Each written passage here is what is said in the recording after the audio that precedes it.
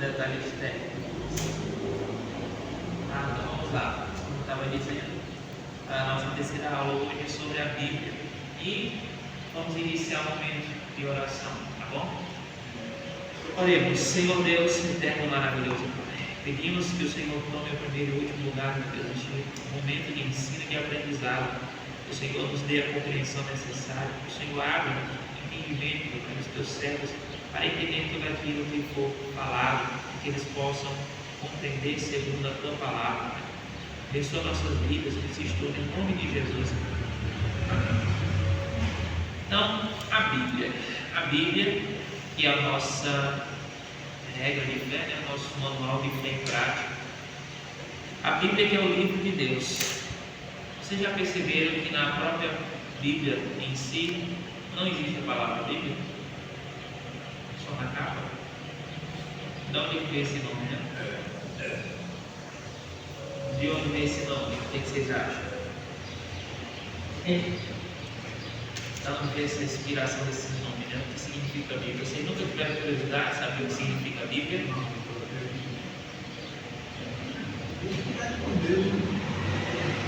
Os livros, né?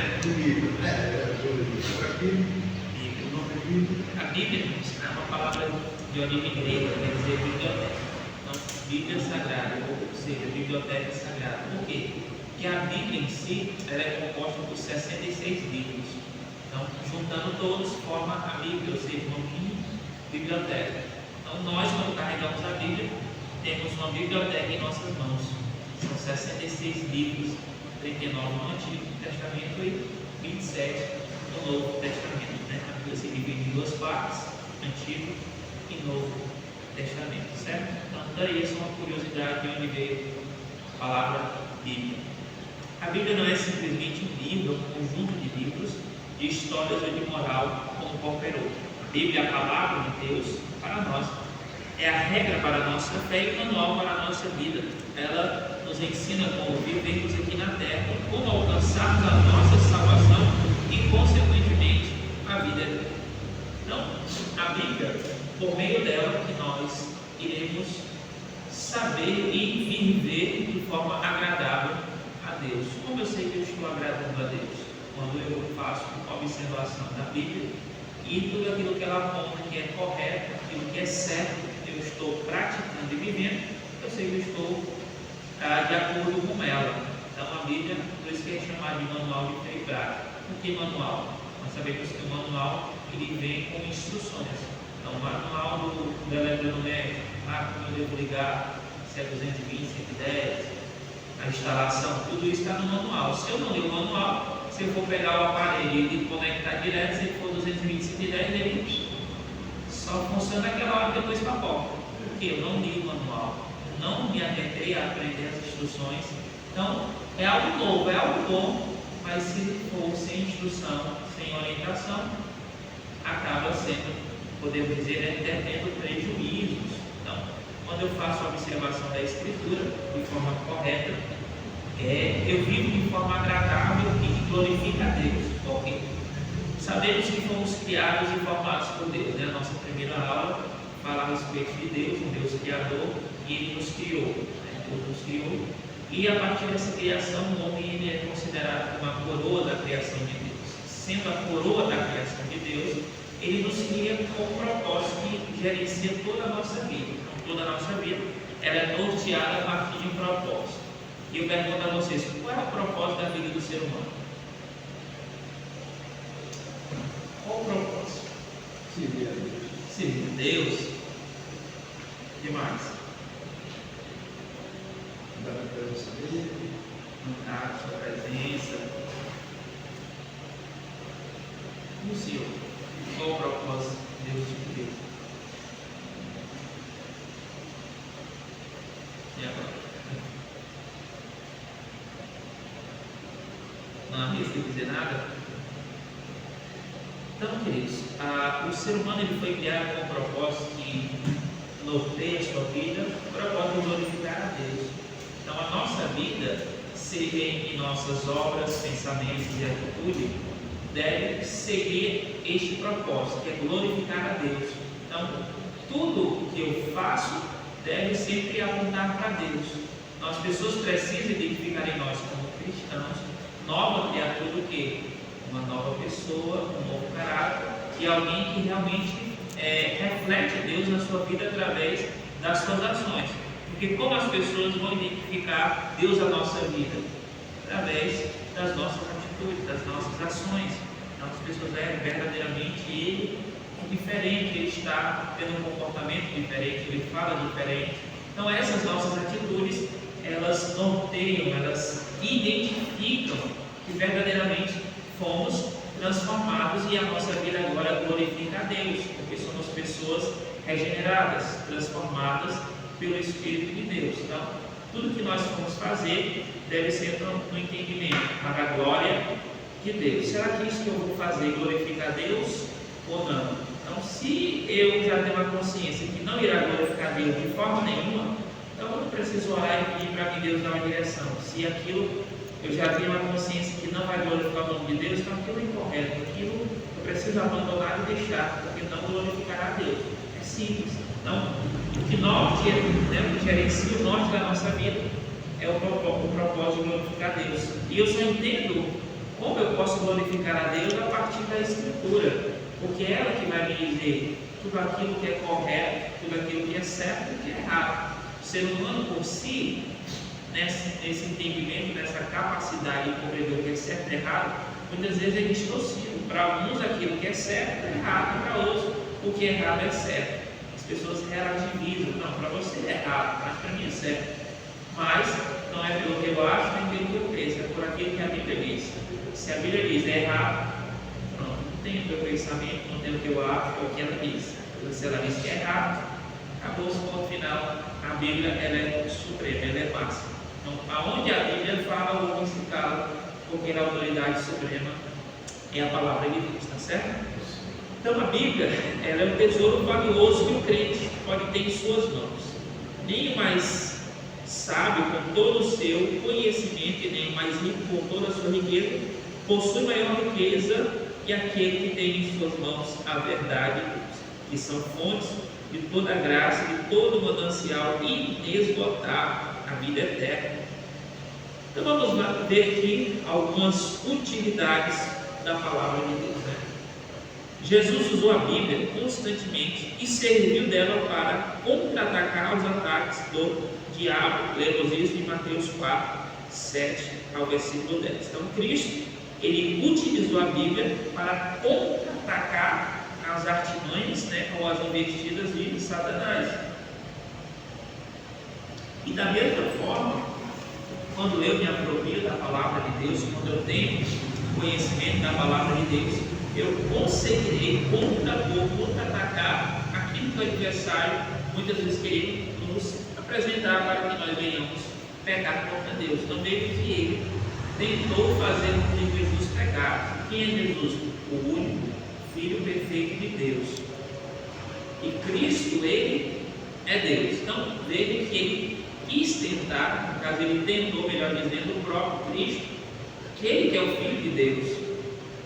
E a gente se pergunta, quem dirá nós? Se nem Cristo ele poupou de ser tentado, será que nós também não passaremos por tentações? Se ele não poupou nem o Filho de Deus? Mas Cristo ele venceu. E qual foi a ferramenta? A palavra. Todas as 3 vezes que é registrado em Mateus, que Satanás propõe algo a Jesus, Jesus vence pela palavra. Da mesma forma o cristão, se ele tem a palavra na sua mente, no seu coração, ele lê, medita e pratica, então, quando surgem as tentações, ele vai vencer pela palavra. Por quê? Porque a palavra, ela servirá de escudo, como diz Provérbios 3:5. A palavra de Deus é escudo para aqueles que nela confiam.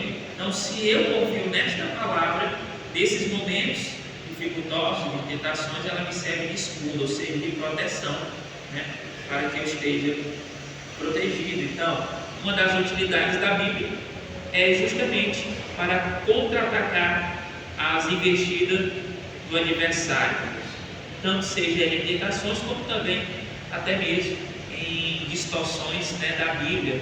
Muitas vezes pode acontecer de algumas pessoas se dizendo cristão apresentar uma versão diferente da Bíblia e dizer, ó, Jesus, ele não é Deus, Jesus foi criado, né? Não, Jesus, ele é o arcanjo Miguel, Jesus, ele é irmão de Satanás, e por aí vai tantas coisas que as pessoas dizem, e se eu não souber me espaldar na Bíblia, eu vou dizer, realmente isso está certo.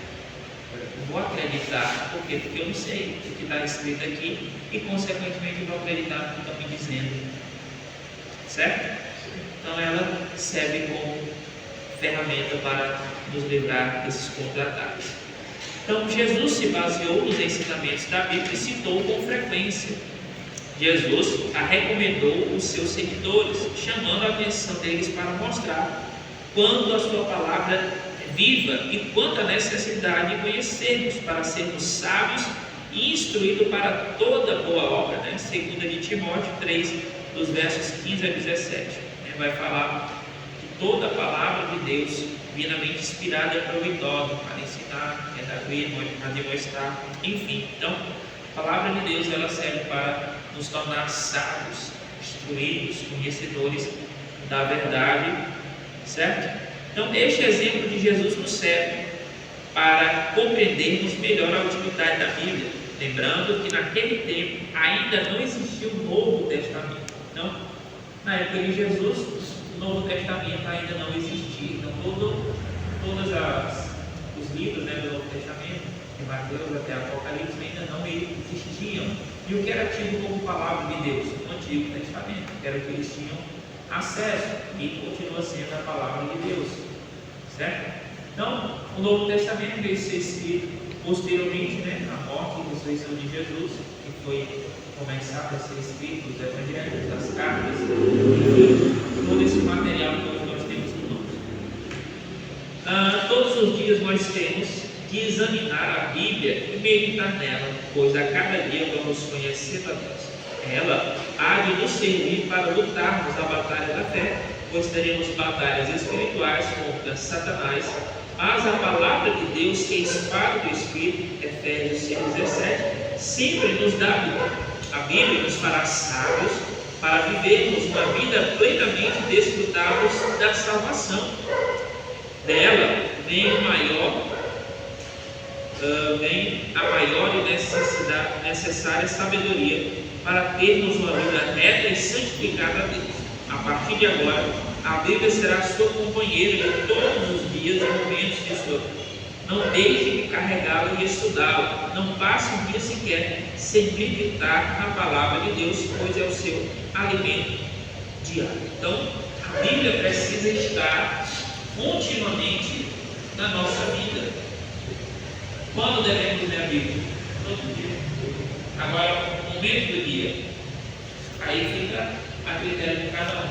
Alguns gostam de ler de manhã, outros gostam de ler à noite, à tarde, enfim. Nós precisamos tirar uma parte do nosso tempo para estudarmos a Bíblia, para lermos a Bíblia e para meditarmos na Bíblia. Martinho Lutero tem uma frase que ele diz: dia que não meditamos na Sagrada Escritura, considere-se dia perdido. Entende? Então, às vezes a gente está um dia tão cheio, tantas ocupações, fazemos tantas coisas e se esquecemos de parar e ouvir Deus falar. Então, aquele dia não foi proveitoso, porque eu não escutei Deus falar comigo. O dia que eu não paro para ouvir Deus falar comigo é um dia perdido. O dia é muito grande para a pessoa. Tem que tirar um tempinho, né, gente? Temos 24 horas, né?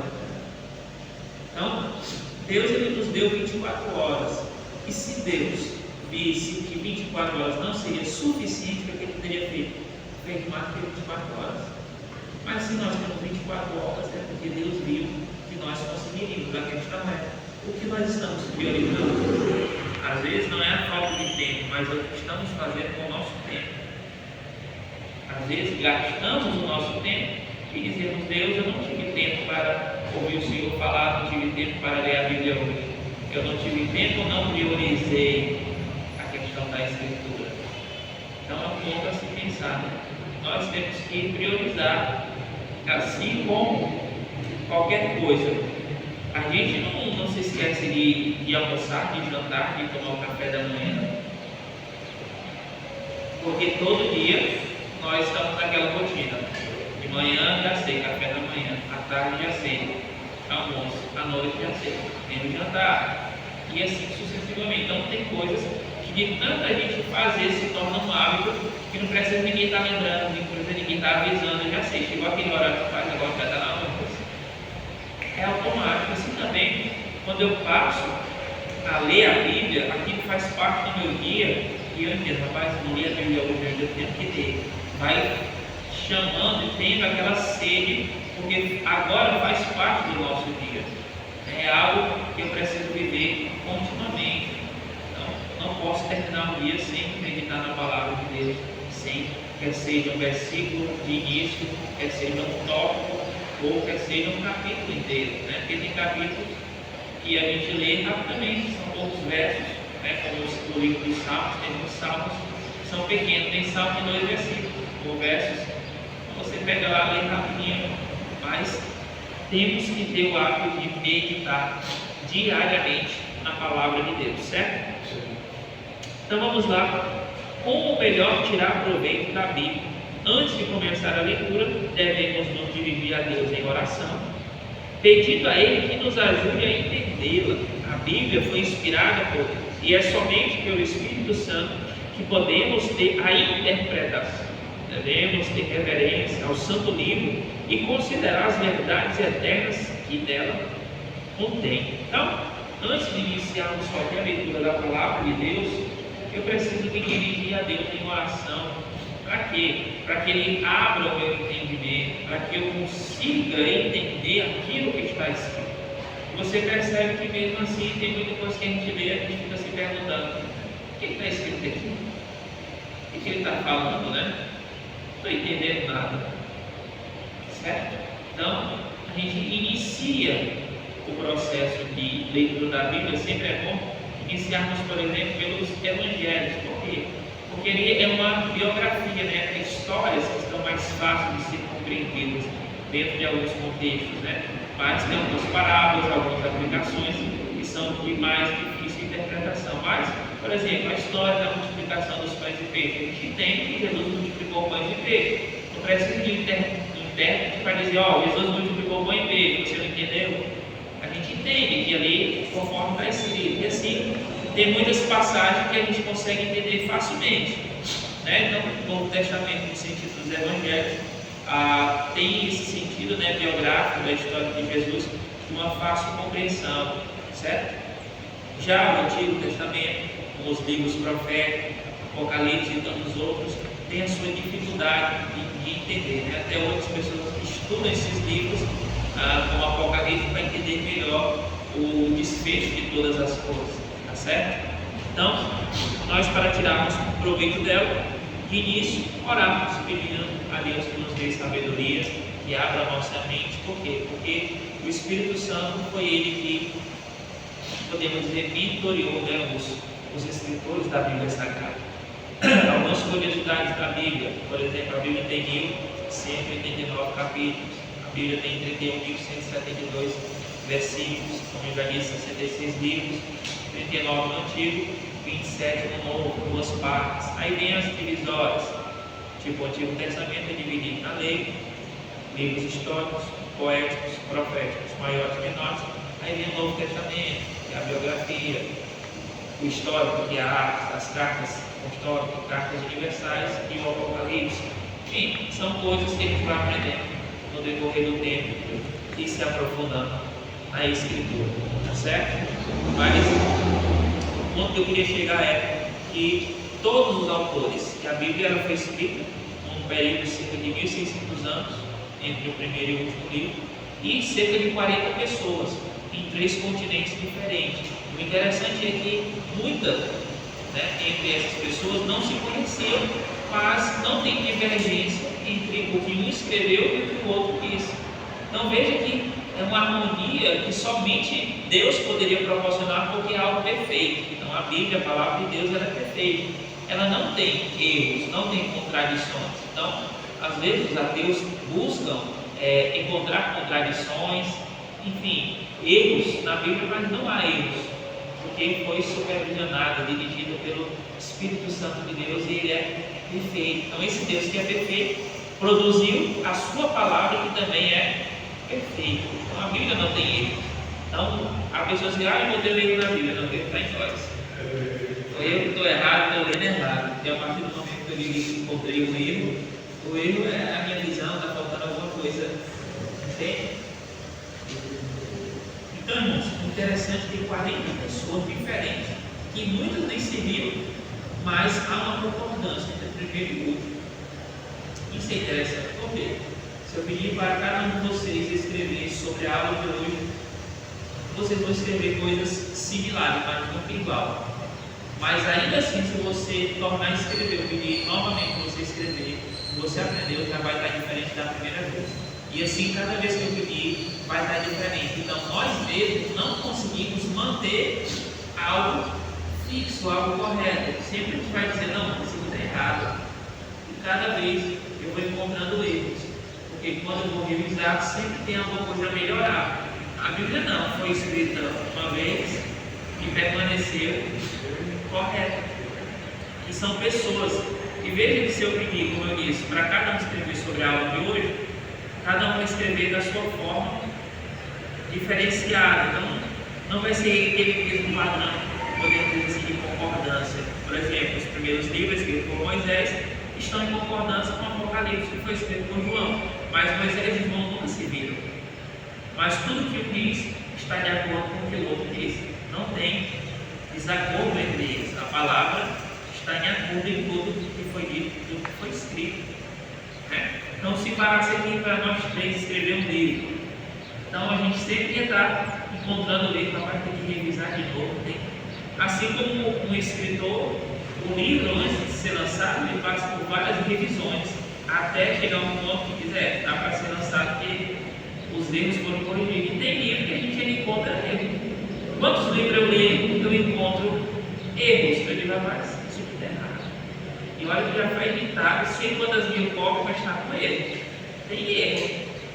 Depois que foi revisado de novo, sei quantas vezes, mas ainda segue tendo erro. Por quê? Porque é algo produzido humanamente. E a palavra não, ela é algo produzido pelo homem, porém inspirada por Deus, certo?